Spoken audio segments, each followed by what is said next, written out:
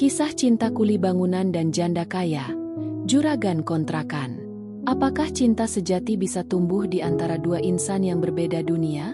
Mari simak cerita penuh haru tentang Darto, seorang kuli bangunan sederhana, dan Bu Ratmi, seorang janda kaya yang menemukan cinta sejati di tempat yang tak terduga. Assalamualaikum, teman-teman semua. Selamat datang di cerita yang akan membuat hati kalian tersentuh. Sebelum kita mulai, jangan lupa untuk mengucapkan sholawat kepada Nabi. Semoga kita semua selalu mendapat keberkahan. Jangan lupa juga untuk like, komen, dan subscribe agar tidak ketinggalan kisah inspiratif lainnya. Yuk, kita mulai ceritanya. Di sebuah kota kecil yang sedang berkembang pesat, hidup seorang kuli bangunan bernama Darto. Pria muda ini bukan hanya pekerja keras, tetapi juga terkenal dengan kerendahan hati dan keceriaannya. Setiap hari, ia bekerja di proyek-proyek pembangunan, mengangkut pasir, semen, dan bata di bawah terik matahari. Darto, cepat sedikit, kerjaannya masih banyak, teriak mandor suatu pagi. Darto hanya tersenyum sambil menyeka peluh di dahinya. Iya, Pak, sebentar lagi selesai. Namun, di balik senyum itu, ia menyimpan rasa lelah yang tak pernah diungkapkan. Hidupnya memang penuh perjuangan, tetapi Darto percaya bahwa kerja keras adalah jalan menuju keberkahan. Suatu pagi yang cerah, proyek tempat Darto bekerja mendapat kunjungan istimewa. Mandor memberi peringatan. Darto, nanti Bu Ratmi mau datang inspeksi. Jangan malu-malu kalau diajak bicara. Ya. Darto mengangguk. Meskipun dalam hatinya ada rasa gugup. Bu Ratmi adalah pemilik kontrakan 20 pintu yang sedang direnovasi di proyek itu. Wanita berusia 40-an ini dikenal sebagai janda kaya yang cerdas dan anggun. Saat tiba di lokasi, Bu Ratmi memperhatikan pekerja-pekerja yang sibuk. Matanya tertuju pada sosok Darto yang sedang mengangkut bata dengan penuh semangat. Mas, semangat sekali kerjanya, sapa Bu Ratmi dengan senyum ramah. Darto, yang tak menyangka akan disapa oleh wanita terhormat seperti Bu Ratmi, hanya bisa tertegun. Ia buru-buru menundukkan kepala sambil menjawab. Iya, Bu, kerja harus sungguh-sungguh, biar rezekinya barokah. Jawaban sederhana itu membuat hati Bu Ratmi tersentuh.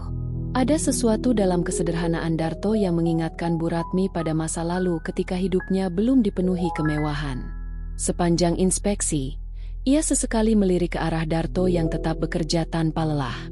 Setelah inspeksi selesai, Bu Ratmi memanggil mandor. Pak, siapa nama pekerja itu? Yang tadi pakai topi lusuh. Kelihatannya rajin sekali. Mandor, yang tahu siapa yang dimaksud, menjawab dengan antusias. Itu Darto, Bu. Orangnya baik, tidak pernah mengeluh. Dia pekerja paling bisa diandalkan di sini.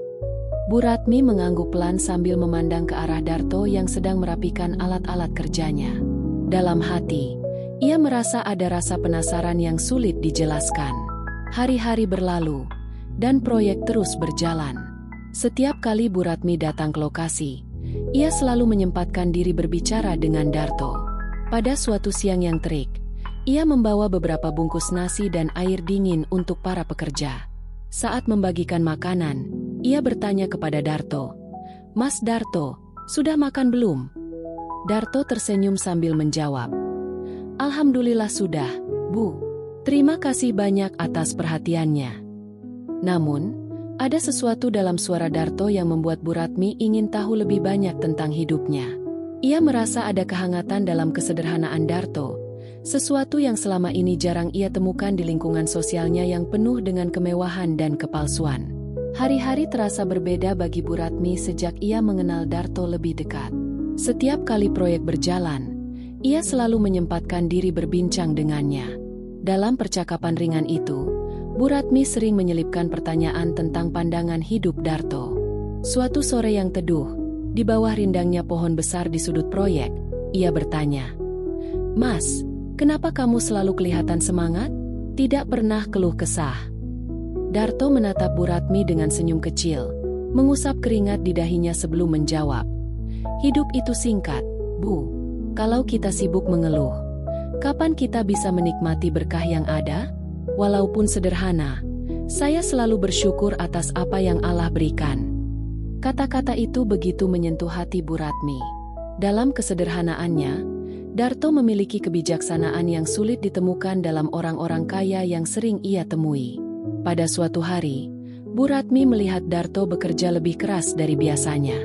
Rasa ingin tahunya semakin besar. Ia mendekat dan bertanya, "Mas, kenapa hari ini kelihatan lebih capek? Apa ada yang sedang kamu pikirkan?"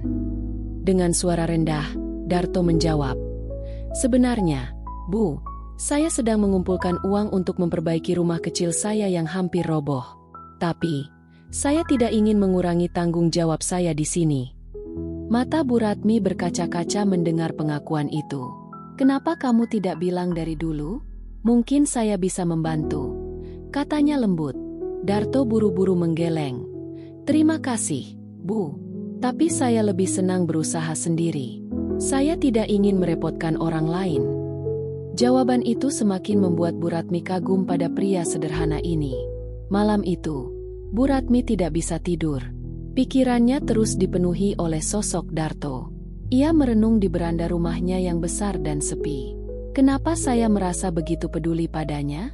Apakah ini yang disebut cinta?" Gumamnya. Ia tidak pernah membayangkan akan merasakan hal seperti ini lagi setelah kepergian suaminya.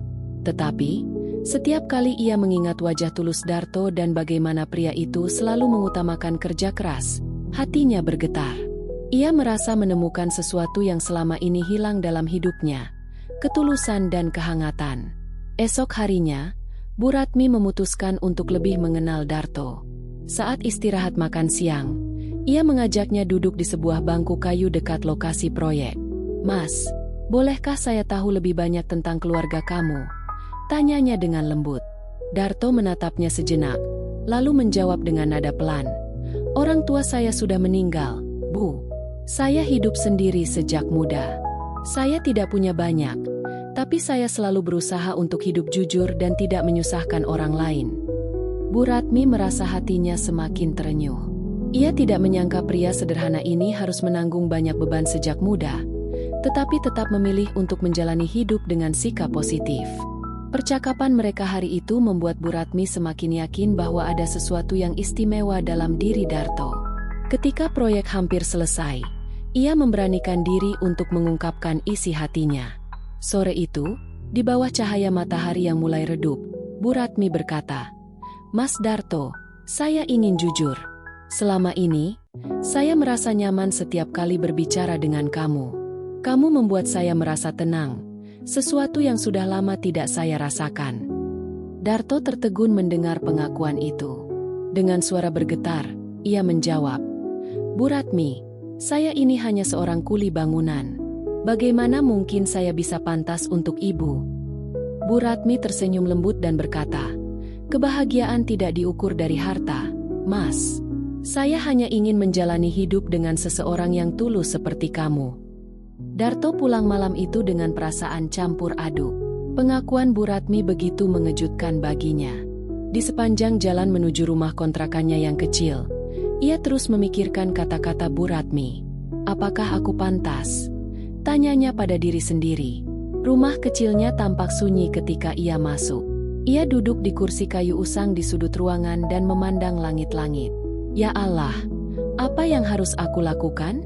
Wanita sebaik Bu Ratmi pantas mendapatkan yang lebih baik dari aku," gumamnya dengan nada ragu. Namun di dalam hatinya, ia tidak bisa mengingkari bahwa ia merasa bahagia. Sementara itu, di rumahnya yang megah, Bu Ratmi juga sedang berjuang dengan perasaannya. Ia memandang foto almarhum suaminya yang terletak di atas meja. "Mas, apakah aku salah jika aku mencoba membuka hati lagi?" bisiknya pelan, seolah berharap jawaban dari sosok yang sudah tiada. Namun, semakin ia merenung, semakin yakin ia bahwa Darto adalah sosok yang bisa membawa kebahagiaan baru dalam hidupnya. "Aku tidak butuh harta atau status.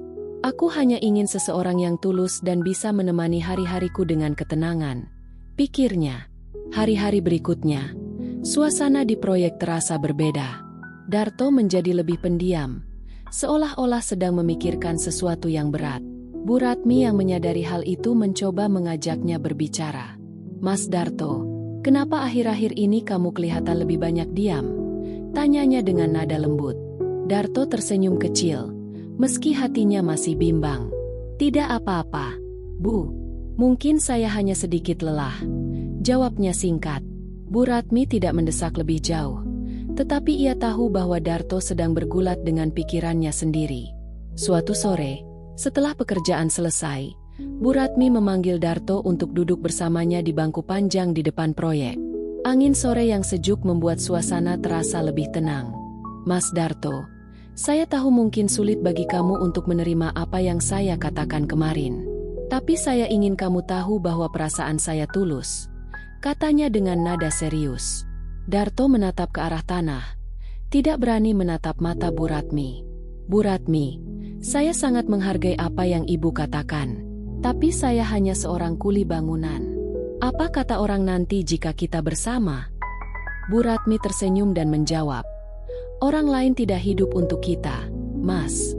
Kebahagiaan kita adalah tanggung jawab kita sendiri. Saya hanya ingin kita saling mendukung. Kata-kata Bu Ratmi terus terngiang di pikiran Darto. Malam itu, ia kembali duduk di kursinya yang usang dan berdoa. Ya Allah, jika memang Bu Ratmi adalah jalan hidup yang Engkau pilihkan untukku, berikan aku keberanian untuk melangkah. Tapi jika ini bukan yang terbaik, jauhkanlah aku dari rasa ragu ini. Doanya dengan khusyuk. Hatinya perlahan mulai merasa tenang. Esok paginya, ia menemui Bu Ratmi di lokasi proyek. Dengan suara yang sedikit bergetar, ia berkata, Bu Ratmi, saya tidak tahu apa yang akan terjadi ke depannya. Tapi jika ibu benar-benar tulus, saya akan berusaha menjadi yang terbaik untuk ibu. Mata Bu Ratmi berkaca-kaca mendengar jawaban itu. Mas, itu saja sudah cukup untuk saya, jawabnya sambil tersenyum lembut. Dalam hati, mereka berdua merasa bahwa ini adalah awal dari sesuatu yang indah.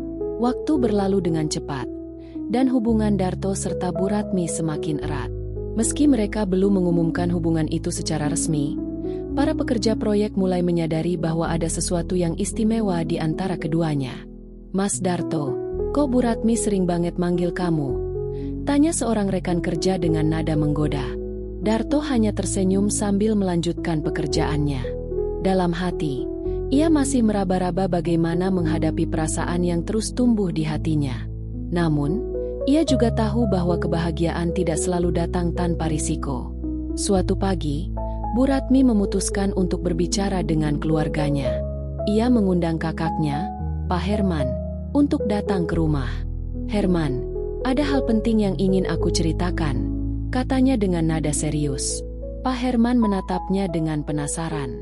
Aku ingin menikah lagi, lanjutnya sambil menatap wajah kakaknya yang mulai berubah. Dengan siapa? Tanya Pak Herman, jelas terkejut. Bu Ratmi menghela napas panjang sebelum menjawab. Dengan Mas Darto, salah satu pekerja di proyekku. Mendengar itu, Pak Herman langsung menolak. Kamu bercanda, kan? Dia hanya seorang kuli, Ratmi. Namun, Bu Ratmi tetap pada pendiriannya. Aku tidak peduli dengan statusnya. Aku hanya ingin hidupku bahagia lagi.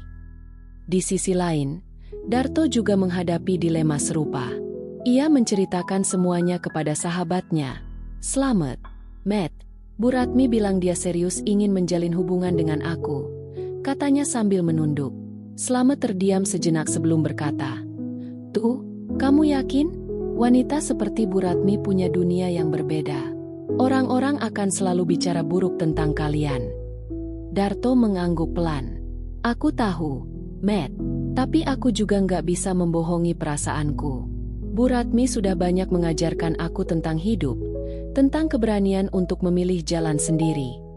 Selamat menepuk bahunya. Kalau kamu yakin, aku akan selalu mendukungmu.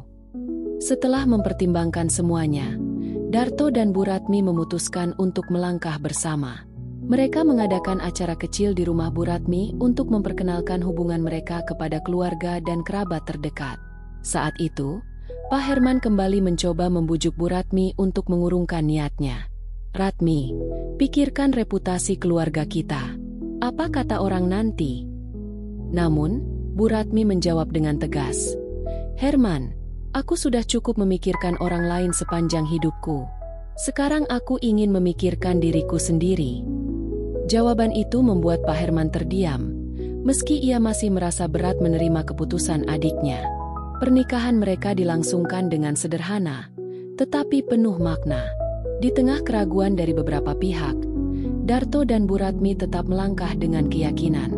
Pada hari itu, Bu Ratmi mengenakan kebaya putih yang anggun, sementara Darto tampil sederhana namun rapi dengan setelan jas hitam. Saat mengucapkan akad nikah, suara Darto terdengar bergetar, tetapi penuh keyakinan. Saya terima nikahnya Ratmi binti Hadi dengan mas kawin tersebut. Tunai, ucapnya.